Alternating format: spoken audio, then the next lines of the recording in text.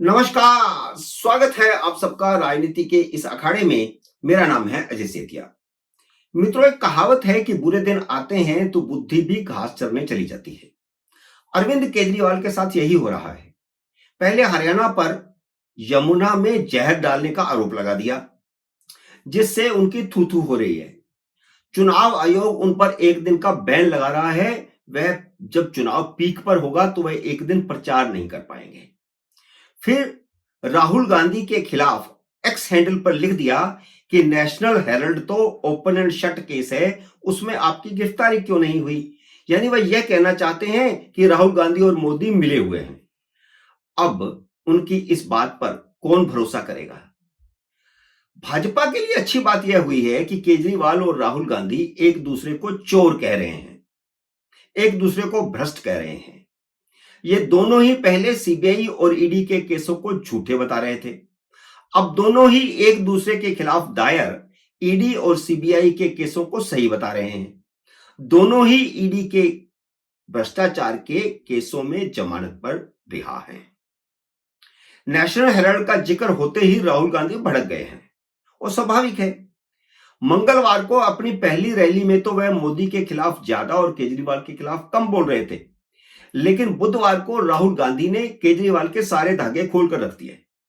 शराब घोटाला और शीश महल घोटाला तो गिनाया ही, वह तो मंगलवार को भी गिनाया था, लेकिन अब उन्होंने केजरीवाल को यमुना का पानी पीने की चुनौती दे डाली है और फिर फप्ती कस करके कह दिया है कि वह एक बार जाकर के यमुना का पानी पी ले, फिर उसके बाद वह उन्हें अस्पताल में मिलने आएंगे। बौखलाहट में राहुल गांधी के खिलाफ लिखकर अपना ही कांड कर गए केजरीवाल।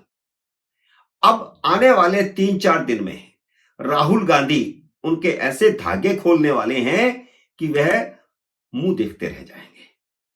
पिछले 2 दिनों में जो कुछ हुआ है उससे आम आदमी पार्टी में भगदड़ मच गई है और आने वाले दिनों में कैसी भगदड़ मचेगी उसका आप अंदाज लगा सकते हैं।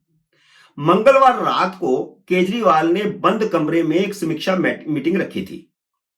इस मीटिंग में 2-3 बातें सामने आई।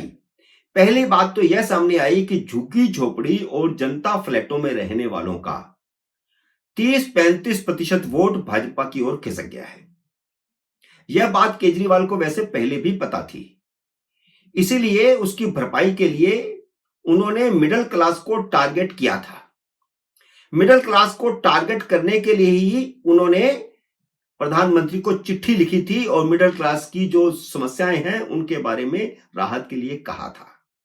तो एक तरह से प्रभावित करने की कोशिश थी मिडिल क्लास को। दूसरी बात यह सामने आई है कि पिछली बार जीती हुई 35% सीटें यानी 21-22 सीटें उम्मीदवारों के खिलाफ एंटी इनकम्बेंसी के चलते हार रही है पार्टी। तीसरी बात यह सामने आई जिस पर हंगामा हो गया, क्योंकि मीटिंग में मौजूद कुछ नेताओं ने यह कह दिया कि हर बात का ठीकरा केंद्र सरकार और एलजी के सिर फोड़ना भी महंगा पड़ रहा है। क्योंकि लोग कह रहे हैं कि जब केंद्र सरकार आपको काम ही नहीं करने देती तो फिर आपकी सरकार बनाने का फायदा क्या है, आपको वोट देने का क्या फायदा। ना आप जनता की समस्याएं सॉल्व कर पा रहे हैं, ना कुछ कर पा रहे हैं, और आप कहते हैं कि एलजी नहीं करने देता और केंद्र सरकार नहीं करने देती। तो फिर क्यों ना भाजपा की सरकार ही बना दें, ताकि वह जनता के प्रति जवाबदेह तो होगी। इसी बात पर बवाल हो गया, क्योंकि यह तो सीधा केजरीवाल पर ही हमला था और केजरीवाल के चेले चांटे जो वहां बैठे थे वह इसे कैसे बर्दाश्त कर सकते थे। हर बात का ठीकरा केंद्र और एलजी के सिर फोड़ते हैं केजरीवाल। इसलिए केजरीवाल के खास चेलों ने उन्हें टोक दिया कि ऐसा कुछ नहीं है। जिन लोगों ने मीटिंग में यह बात कही थी और जिन्हें संजय सिंह सिसोदिया और उनके और जो चेले चांटे हैं उन्होंने बुलडोज कर दिया था, उन्होंने ही कुछ पत्रकारों को आकर के इस घटना का ब्यौरा दिया है कि अंदर ये बात हो गई है और अब आम आदमी पार्टी का कुछ होना जाना नहीं है। अब आप खुद अंदाजा लगा सकते हैं कि 22 सीटें हारने की बात कही गई है और झुग्गी झोपड़ी का भी 35% वोट खिसकने की बात कही गई है। झुग्गी झोपड़ियों या स्लम क्लस्टर में 15 लाख के करीब वोटर हैं। उनमें से भाजपा के साथ 2-2.5 लाख से ज्यादा नहीं थे। बाकी बचे 12 साढ़े 12 लाख में से अगर 35% तक भाजपा की तरफ वोट खिसक चुके हैं तो समझिए कि 4-5 सीटें और भी आम आदमी पार्टी हार रही है। अगर 26 से 27 सीटें आम आदमी पार्टी की घट रही हैं और भाजपा की बढ़ रही हैं तो भाजपा 34-35 के आसपास आकर के खड़ी होती है और आम आदमी पार्टी भी 34-35 पर आकर के खड़ी होती है। लेकिन जिस तरह राहुल गांधी और असदुद्दीन ओवैसी ने मुस्लिम इलाकों में केजरीवाल पर हमले तेज कर दिए हैं, अगर ये दोनों मिलकर मुस्लिम इलाकों की 4-5 सीटें भी केजरीवाल से छीन लेते हैं तो केजरीवाल 30 के आसपास पहुंच जाते हैं। असदुद्दीन ओवैसी भले ही सिर्फ 2 सीटों पर चुनाव लड़ रहे हैं, लेकिन 2 सीटों पर ही उन्होंने मुस्लिम वोटों को 3 हिस्सों में बांटना तय कर दिया है और इसका फायदा भाजपा को भी हो सकता है। राहुल गांधी के एक्टिव होते ही केजरीवाल ज्यादा घबरा गए हैं, क्योंकि राहुल गांधी के एक्टिव होते ही सिर्फ मुस्लिम और दलित बहुल सीटों पर ही नहीं बल्कि सामान्य सीटों पर भी प्रभाव पड़ेगा और पड़ना शुरू हो चुका है। नई दिल्ली, कालकाजी और जंगपुरा को उदाहरण के तौर पर ले सकते हैं, जो सामान्य सीटें हैं लेकिन कांग्रेस के प्रभाव वाली सीटें रही हैं। इन तीनों ही सीटों पर केजरीवाल, सिसोदिया और आतिशी मार्लेना उम्मीदवार हैं। इन तीनों ही सीटों पर कांग्रेस भले ना जीते लेकिन आम आदमी पार्टी को हरा सकती है।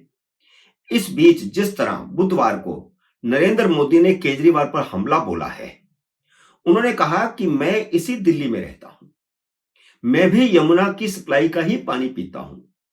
क्या हरियाणा सरकार ने मुझे मारने की साजिश रची थी? क्या हरियाणा सरकार ने सुप्रीम कोर्ट के सारे जजों को मारने की साजिश रची थी? क्या बोल रहा है यह केजरीवाल? मोदी जब यह बात कह रहे थे तो गुस्से से तमतमा रहे थे, जिसका असर निश्चित रूप से वहां बैठे लोगों पर और टीवी चैनल पर लाइव देख रहे लोगों पर हुआ होगा और होगा आने वाले समय में। यमुना में जहर मिलाने वाले केजरीवाल के बयान ने उनकी बर्बादी का एजेंडा तय कर दिया है। आने वाले दिनों में मोदी और राहुल गांधी के केजरीवाल पर हमले और तेज होंगे। मोदी के भाषण में एक और बदलाव देखने को मिल रहा है। इस बार वह बहुत ही विनम्र होकर दिल्ली वासियों से एक बार मौका देने की अपील कर रहे हैं। उन्होंने कहा कि मुझे एक बार सेवा करने का मौका तो दीजिए। सारे देश ने मुझे सेवा करने का मौका दिया, मैंने सारे देश की सेवा की, कर रहा हूं, लेकिन दिल्ली में मुझे सेवा करने का मौका तो दीजिए। दिल्ली को एक इंटरनेशनल शहर तो बनाने का मौका दीजिए। इसका भी मुझे लगता है कि दिल्ली के चुनावों पर बहुत असर होगा, क्योंकि अभी मोदी की और रैलियां होने वाली हैं और उनकी शैली ऐसी ही रहने वाली है। चुनावी हवा 2013 जैसी होने के आसार बन रहे हैं। जैसे 2013 में शीला दीक्षित के खिलाफ हवा चली थी, वैसी ही केजरीवाल के खिलाफ चलनी शुरू हो गई है। अगर वैसा ही हुआ तो आम आदमी पार्टी 15 से 20 के बीच में कहीं अटक कर रह जाएगी, इससे आगे नहीं बढ़ पाएगी। मित्रों, उम्मीद है मेरा ये वीडियो आपको पसंद आया होगा। इसे लाइक और शेयर कीजिए। अगर आपने मेरे यूट्यूब चैनल को अब तक सब्सक्राइब नहीं किया तो कृपया सब्सक्राइब करके अपना आशीर्वाद दीजिए। जल्दी मिलते हैं अगले वीडियो में किसी अन्य विषय के साथ। तब तक नमस्कार।